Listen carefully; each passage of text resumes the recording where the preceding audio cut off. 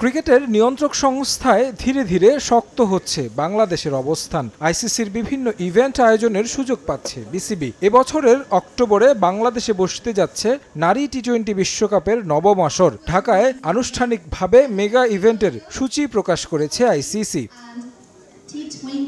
সূচি প্রকাশ অনুষ্ঠানে উপস্থিত ছিলেন আইসিসির প্রধান নির্বাহী জিওফ অ্যালারডাইস। অংশ নেন সংবাদ সম্মেলনে, জবাব দেন নারী ক্রিকেট নিয়ে বিভিন্ন প্রশ্নের। বিশ্বব্যাপী নারী ক্রিকেট অগ্রসর হলেও আর্থিক দিক থেকে বৈষম্য ছিল চোখে পড়ার মতো। তবে এই বিশ্বকাপ থেকে বাস্তবায়ন হবে নারী পুরুষ সমান প্রাইজ মানির সিদ্ধান্ত।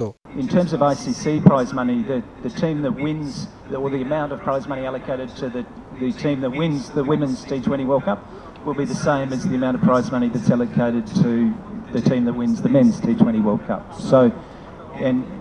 So that if you finish first, you'll get the same amount of money. If you win a match, the same nominal match fee will be there. So there is parity in prize money between our comparable men's and women's events. 2014 সালে প্রথমবার নারীদের টি-20 বিশ্বকাপ আয়োজন করেছিল বাংলাদেশ। দ্বিতীয়বারের মতো mega এই event আয়োজনের সুযোগ এসেছে। আইসিসি আশাবাদী বাংলাদেশে দারুণভাবে আয়োজন হবে এই আসর।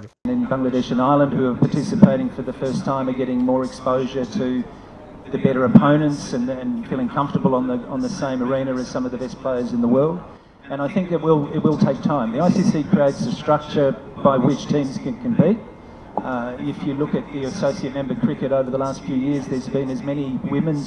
বাংলাদেশে খুব বেশি জনপ্রিয় নয় নারী ক্রিকেট। নিগার পিঙ্কিদের খেলা দেখতে খুব একটা দেখা যায় না সমর্থকদের মাঠে যেতে। সেক্ষেত্রে বিশ্বকাপে স্কুল শিক্ষার্থীদের খেলা দেখার জন্য আলাদা কোনো ব্যবস্থা থাকছে কিনা প্রশ্ন উঠেছে। বোর্ড সভাপতি অবশ্য আশ্বাস দিয়েছেন ভিন্ন ব্যবস্থা করার। বোর্ড নিজের উদ্যোগে চেষ্টা করবে যে ওদেরকে মাঠে আনার জন্য। সেটার জন্য হয়তো যদি পেমেন্ট করতে হয় বোর্ড করবে, মানে ওদেরকে পে করতে হবে না, কিন্তু বিশ্বকাপের কোনো টিকিটই ফ্রি না। আইসিসির চাওয়াতেই চট্টগ্রাম বাদ দিয়ে ঢাকা ও সিলেটে রাখা হয়েছে বিশ্বকাপের ভেন্যু। তারেক হাসান শিমুল, সময় সংবাদ, ঢাকা।